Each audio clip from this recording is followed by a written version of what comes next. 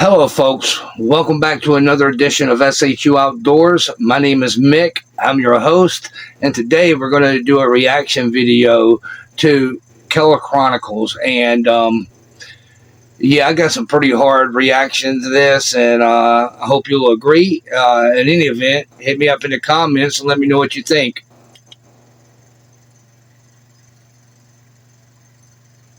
This is the Killer Chronicles. It was January 2003, and a 23-year-old man named James Robertson had a bit of a problem.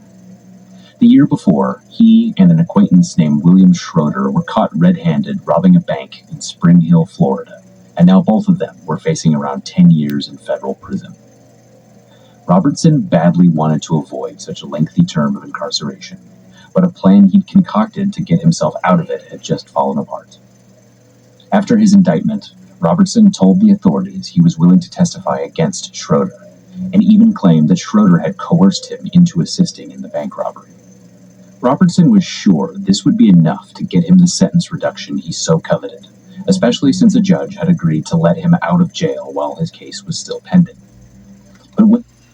That should be your first red flag right there. No federal judge is going to let you out of jail while your case is pending unless you're doing some serious cooperating, especially for a bank robbery or any kind of violent crime, or maybe you're a first-time offender and it's a white-collar crime and you're 45 years old and you got all kind of people to co-sign and you're not, quote-unquote, a danger to the community. If you're in jail for a bank robbery or something like that and a federal judge agrees to let you out of jail, you can pretty much bet your ass some serious cooperation is going on. Let's go ahead and get back into it. The sentencing date came around. A federal prosecutor named Anthony Porcelli pulled the rug out from underneath Robertson. He played a tape of recorded calls Schroeder had made to Robertson from jail, where the two men had a series of friendly, joking conversations that contradicted Robertson's claims that he was deathly afraid of Schroeder. The prosecutor said these recordings were proof that Robertson was pulling a fraud on the court, and his argument persuaded a judge to put the sentencing off so the jail calls could be reviewed. Now, right then and there, not only is a suspect that the guy got out of jail waiting the sentencing, but he is so fucking stupid that he's calling one of his co-defendants in jail and having conversations on a phone that anyone who's got an IQ above 10 would know is being recorded. They tell you every time you make a phone call on any kind of jail phone, this phone call will be recorded. So I have like two red flags right there. Corner with the 10-year prison term looking more and more like a major possibility, Robertson's desperation got the better of him. He made a decision that not only would drastically change the rest of his life, but the lives of many of his former friends. It turned out that James Robertson had some dark secrets that went well beyond bank robberies or courtroom perjury. They involved skinhead gangs, a neo-Nazi network with international reach, and murders. 5 years earlier, when Robertson was in his late teens, he'd become involved in a Florida-based chapter of a group known as Blood and Honor. It was a coalition of racist skinheads drawn together by controversial punk rock bands that originated in the United Kingdom. During those times, police in Florida had arrested a Blood and Honor prospect for murdering a 6-year-old girl and wounding her 2 sisters, and the chapter had disbanded soon after that. But there were... What a straight-up dirtbag, okay? This dude needs to be buried up under the jailhouse for destroying young, innocent lives. You know, no one has control over what race they're born into. I mean, you're born what you're born, and you make the best out of whatever hand you're dealt. I mean, but just hate someone so much that you would unalive a poor, innocent child for whatever sick reasons that you come up with, you're a dirtbag and you probably need to be in the jailhouse. Probably the best place for you. other murders in Tampa around that time that had gone unsolved, and now Robertson was prepared to bring those secrets to light. He gave the police a name, Charles Moravskis, a Blood and Honor member who Robertson claimed had beaten 2 homeless men to death in front of Robertson while he watched, sick to his stomach, unable to intervene. He said that he and Moravskis were once part of a criminal hate group that lopped homeless people in with the long lists of races and religions they viewed as inferior. He said he'd give more information, but that he wanted immunity first. What Robertson didn't realize was that he'd just started the process of putting himself squarely in the feds' crosshairs. Despite the broad reach of federal courts in the United States, most murder cases are prosecuted by state courts, not the feds, because the federal penal system only addresses certain types of murders. These include murders on federal grounds, such as U.S. prisons or national forests, as well as political assassinations or violence against federal agents. But criminal organizations that commit murders can be prosecuted under the Racketeer, Influenced, and Corrupt Organizations Act, a law invented specifically to combat the mafia in New York, where mob kingpins were insulated by intermediaries and a strong code of silence. Murder charges can be filed under the RICO Act if they're committed to benefit a criminal enterprise, or if the murderer intends to increase his own standing in said enterprise. In other words, by telling the feds that he knew of murders committed in Blood and Honor's name, Robertson had given the feds the ingredients they needed to take over the case. That brings us to the history of Blood and Honor, which was formed in the 1980s in England. It started with a popular So this guy gets arrested, him and his co-D, for bank robbery. And he's so intent on getting out of the bank robbery charge, he ends up snitching out his co-D on the bank robbery. And then when he's so stupid to continue to make phone calls and have communications with this guy in jail that he's allegedly terrified of, his deal gets pulled by the feds, basically. He ends up back in jail.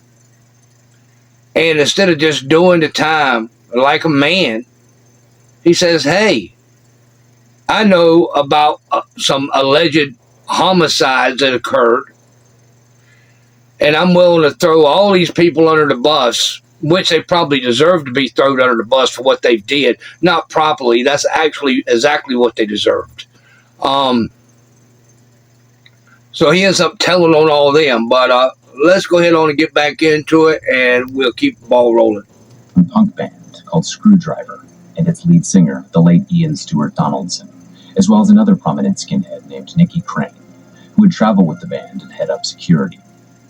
Formed in Lancashire in the 1970s, the group disbanded and re-emerged in the early to mid-1980s, which is when it put out a song called Blood and Honor that became an early anthem for an emerging skinhead subculture in England at the time.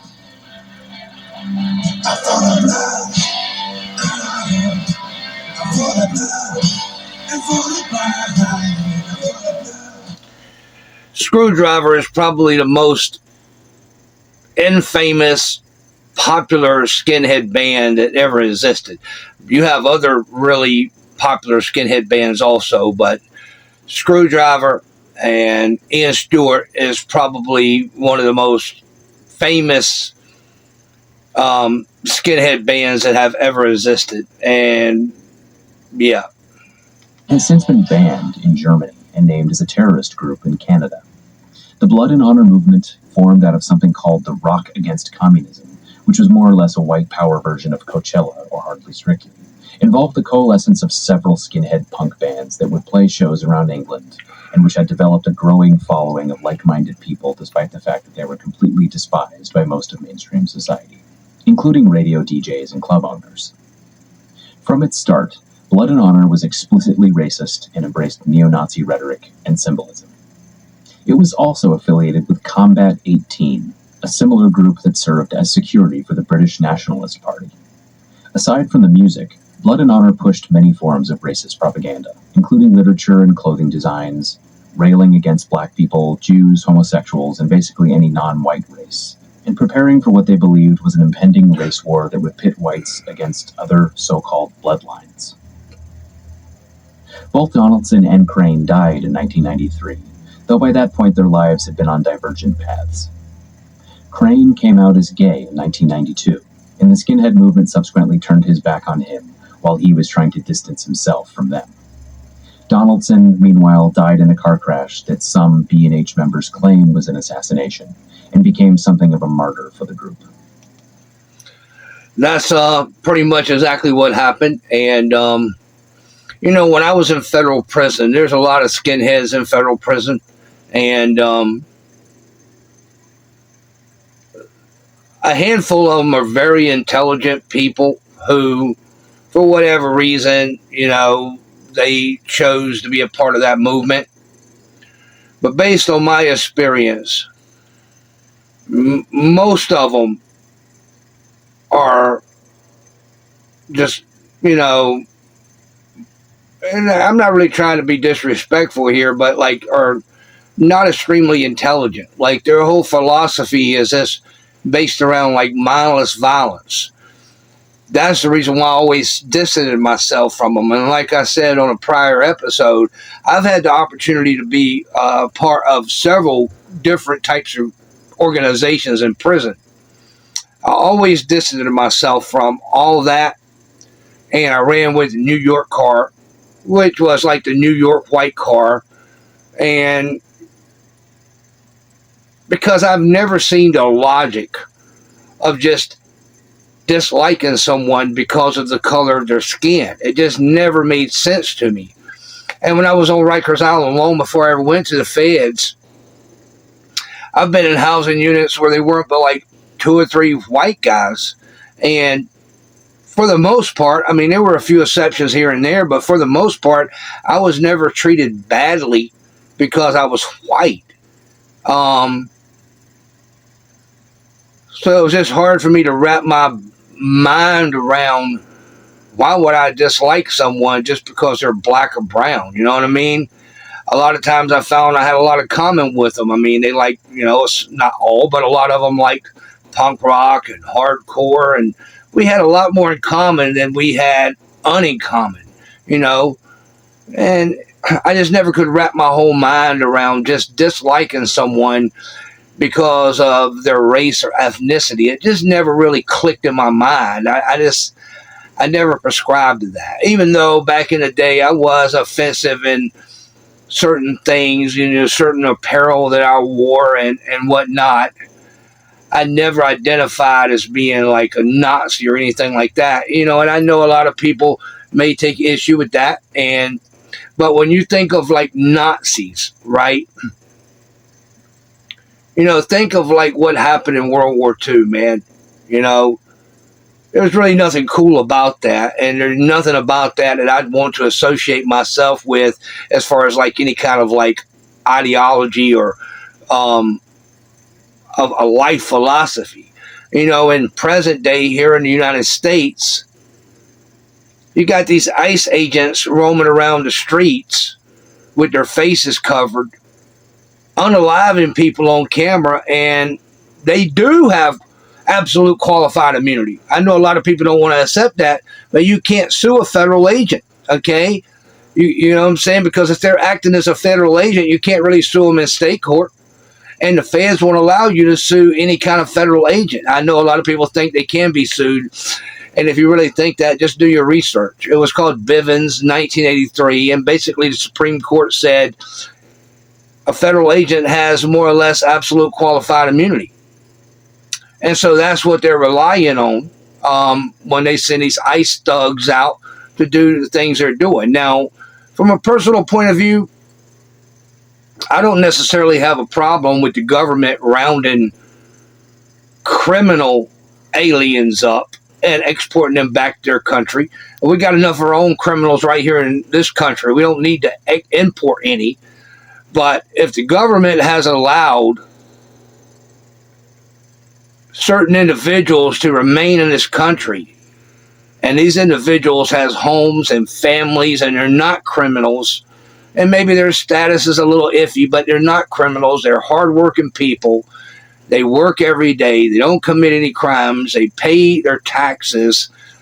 the government, by way of letting them stay here for 30 or 40 years, has allowed these individuals to have families, homes, children, a life here in the United States. So just to arbitrarily round these people up, treat them badly, and export them back to a country that, for all practical purposes, they don't know anything about anymore, I personally think that's a little unfair, and I definitely don't support it. And I ain't really got no love whatsoever for any Nazis, man. I'm an American. My grandfather fought in 2 wars. He fought in World War II, where he unalived as many Nazis as he could come across. And he also got recalled up in the Korean War. And he went over there and fought against communism and whatever, okay? And he had 13 kids, okay? And my father was in Vietnam. So I'm all about freedom, man. I'm all about freedom. I'm anti-Nazi. I'm anti-creep. On the flip side of that coin, you're in America, man, so it's a free country. You have a right to have any kind of political beliefs you want to have, and who the hell am I to say you're right or wrong because of the way you feel about any kind of political issue? But when you roam around and start hurting innocent people, you're not a good dude, man. You're a creep, okay?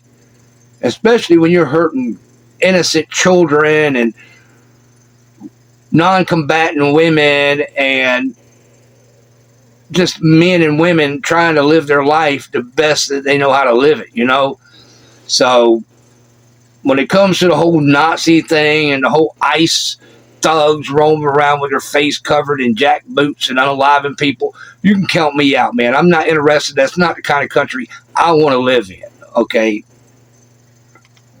In the late 1990s, Blood and Honor developed chapters in the United States with approval from those in England, and elements of the group are still present in the U.S. to this day. In October 2020, federal and state authorities began investigating a chapter in Rochester, New York, and in November of that year, served a search warrant at the home of a man named Stephen Reed Pattinson. During the search, agents seized a 12-gauge shotgun and a .30-06 rifle, as well as ballistic armor, various forms of Nazi propaganda, and cell phones that had pictures of Pattinson posing with a gun next to a Blood and Honor flag.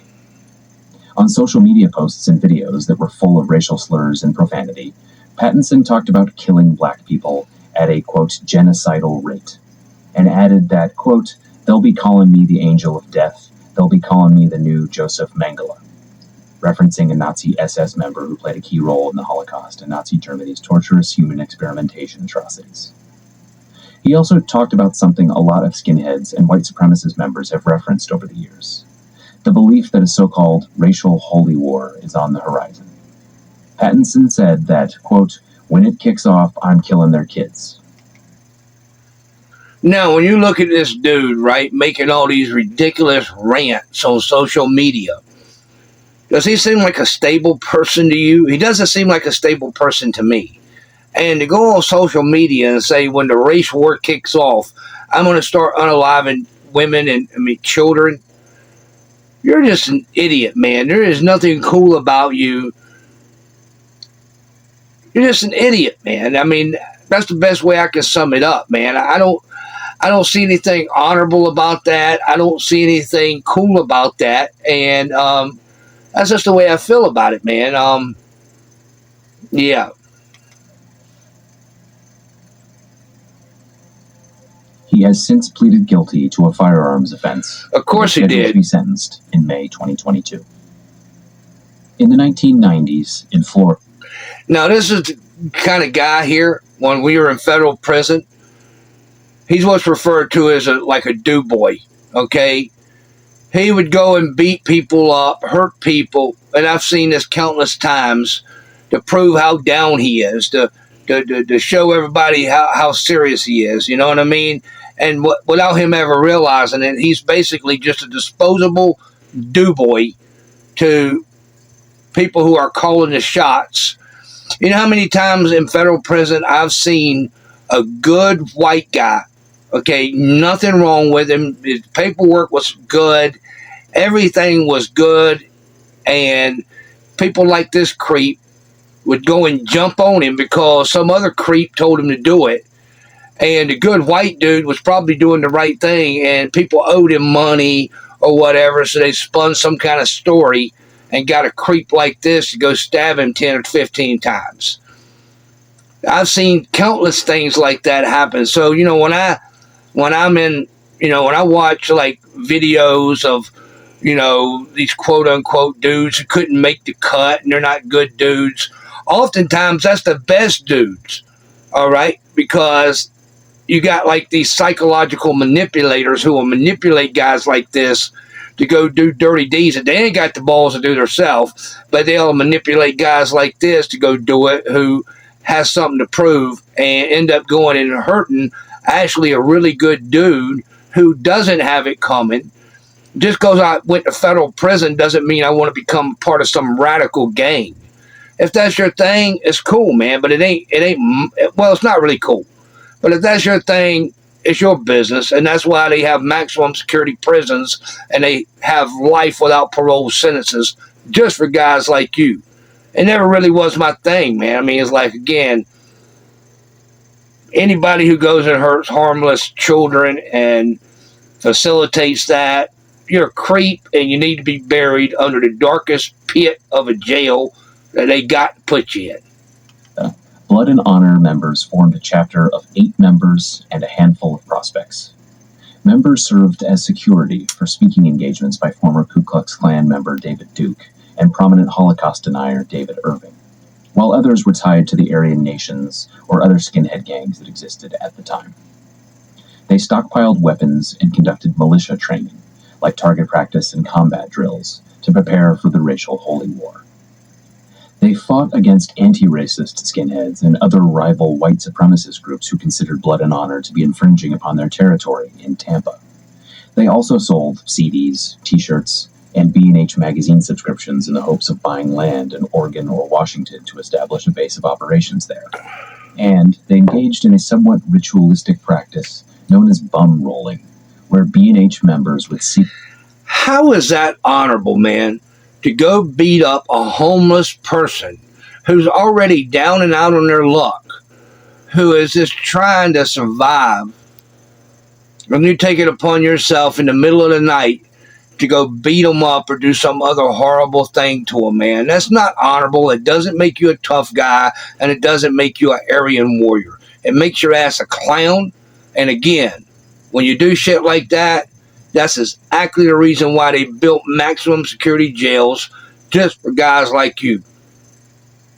Of homeless people and assault them in gang beatdowns, either with weapons or by stomping them with their steel-toed boots in what they referred to as a boot party. That's what happened on the night of September 12, 1998, and into the early morning of September 13th.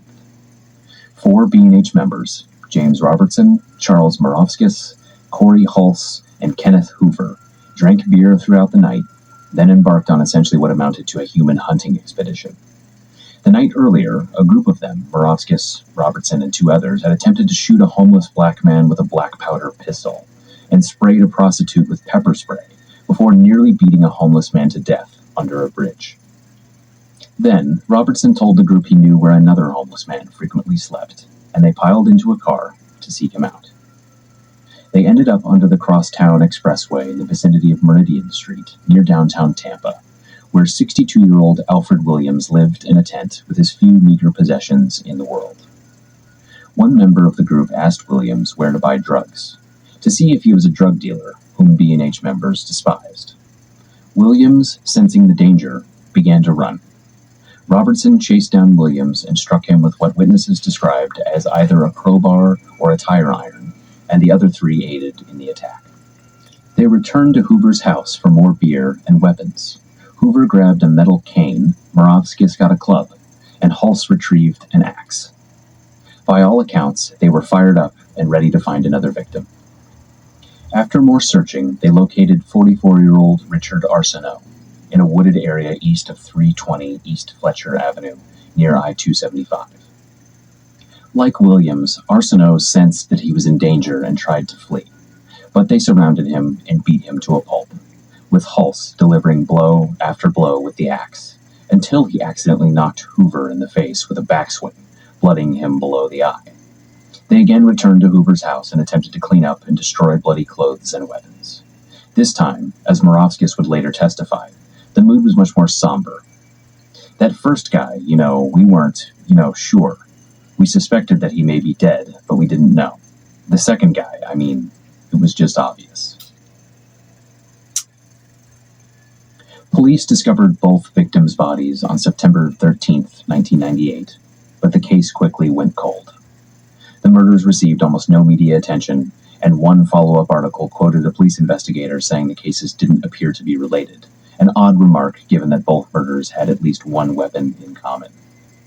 A few months later, Robertson and others were arrested for vandalizing a car with anti-racist bumper stickers on it, and police seized his steel-toed boots, which may have had DNA evidence linking him to the murders.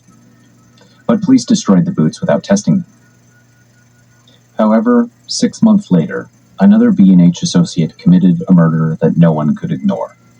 His name was Jesse Roten, and he was a prospect, known in Blood and Honor as a probate, because no one under 18 could join the Florida chapter. In April 1999, Roten used an SKS rifle to shoot and kill a 6-year-old named Ashley Mance as she sat inside her own home, in a shooting that also wounded 2 of Mance's young sisters. Police immediately seized upon Roten's connection to a skinhead gang and called the killing a hate crime, because Mance was half black and half Puerto Rican, and Roten was overtly racist. Roten insisted that it was an accident, that he was shooting off the gun to let off steam amid a fight with his girlfriend and didn't mean to hurt anyone. But with that kind of excuse, and with a dead child on his hands, there was no way Roten wasn't getting the book thrown at him. He was convicted of murder and received a life sentence. And shortly after his arrest, the Blood and Honor Tampa chapter disbanded. Everyone got scared that the Mance murder would alert authorities to start investigating the group, and they agreed to stop associating with one another. They moved on with their lives, and if things had stayed the same, they almost certainly would have gotten away with murder. But when Robertson made the decision to give Moravskis' name to police in 2002, everything changed. The investigation went from one of Florida's coldest to a RICO probe, with the resources of the FBI and the U.S. Attorney's Office guiding the way. Agents began reaching out to Blood and Honor Tampa members, and they interviewed Robertson repeatedly. He insisted on getting immunity before he talked, and according to Robertson, the FBI promised him an immunity deal similar to that of Sammy the Bull, a mob hitman who testified about his own participation in murders. But in July 2003, Robertson was sentenced to 10 years in the bank robbery case with none of the leniency he expected in return for talking. Frustrated, he penned a letter to a judge accusing the FBI of putting his family at risk, and publicly revealing he was cooperating in a murder case. After that, he claims FBI agent Carl Cuneo contacted him, furious about the letter. What do you expect? From there, he was What an treated idiot. as a suspect, not an informant. He's right where he needs to be, But from the FBI's perspective, in jail. Robertson ended up a suspect because he was simply a dishonest guy who lied to them about Williams and Arsenault's murders. While Robertson claimed Moravskis was the main offender and painted himself as a helpless bystander, everyone else they contacted told a consistent story in which all 4 B&H members participated in the murders, with Robertson leading the charge. They said he drove around, sought out the homeless camps, and in both attacks, he was the first to strike a blow. After interviewing basically the entire Tampa chapter, the feds started seeking indictments. They charged Moravskis and Hoover in January 2007, then got Hulse and Robertson the following year. Hulse was arrested in Germany and extradited back to the U.S. to face the charges. When the smoke cleared, here's how the case played out. Everyone agreed to snitch on Robertson, and while they all received lengthy prison terms, their sentences were lenient for a murder case. Hoover was given 12 years and 6 months, while Hulse and Moravskis each received 20 years. And they all showed up at trial, pointing the finger at Robertson. Hulse said the murders were the first in a string of events that caused him to leave the white power movement altogether. Quote, "I was disgusted at myself for what had happened. I was depressed. I just wanted to hole up in Too my late house for that. and never talk to anybody."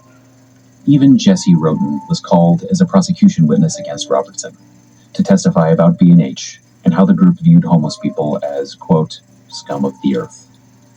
Robertson's attorneys argued that he was being hung out to dry as a scapegoat, and that the other three had clearly gotten their story straight and agreed to throw him under the bus.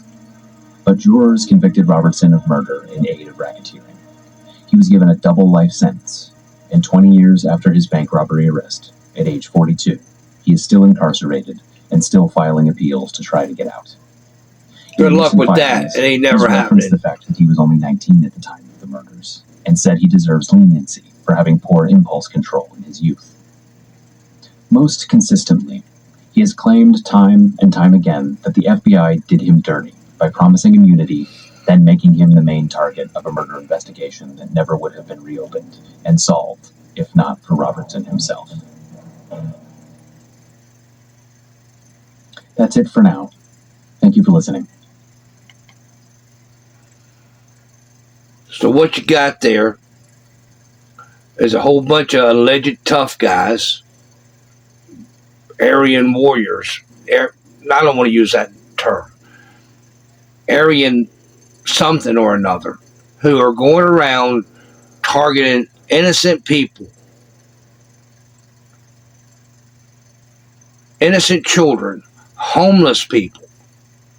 And when one of them gets busted, he rolls, all right, starts talking about completely unrelated stuff to the 10-year sentence he's looking at for the alleged bank robbery that he ended up being pled guilty to and convicted of. And then they go around the rest of them up, and they all end up snitching on one another. And the guy who thought he was going to snitch his way out of it ended up forever in jail, which is exactly where it deserves to be for what he did. All right, going around beating up and unaliving homeless people. All right. So use this as a warning, young man. Be real careful before you allow yourself to get sucked into some organization like this, because everybody can talk tough and be a tough guy until the shit hits the fan. And they were going around targeting people who really couldn't defend themselves properly. I mean, why didn't you go and target people who could have fought back? I think it's the height of cowardness, all right? And it's just a bunch of morons, one moron feeding off the other. If you have any ideas that you would like me to do for shows, please hit me up in the comment. I will take them into consideration, but I'll let you know straight up right off the bat. I don't co-sign no dumb crap. This ain't going to happen. In a jail setting, I understand why racial dynamics happen, because you can't really be by yourself in a horrible maximum security prison. And a lot of people go into prison and they're not part of any kind of racist organization, but they end up clicking up because there's strength in numbers. So I do completely understand that. But if you're these kind of guys and you're going around targeting innocent people who definitely didn't deserve what they got, I say you deserve to be locked away in a horrible maximum security prison for the rest of your natural life. You're not fit to live around decent folk. I will take your recommendations under consideration, and I may very well do a show on it. This right here is kind of something that someone suggested to me, which I'm doing it now, and I'm just letting my opinion be known. I sure will appreciate it if you think about liking and subscribing. Let's get this channel up and liking. And so the next episode, stay up. I wish you the best, and be mindful of what you allow yourself to get involved in, okay? Because this right here could happen to you too if you get involved in the wrong things. And if you do something like this and you get busted for it, be advised that you're going to end up rotting in probably a federal maximum security prison, which is the last place on the face of the earth you'd ever want to find yourself. So until next time, stay up. Peace.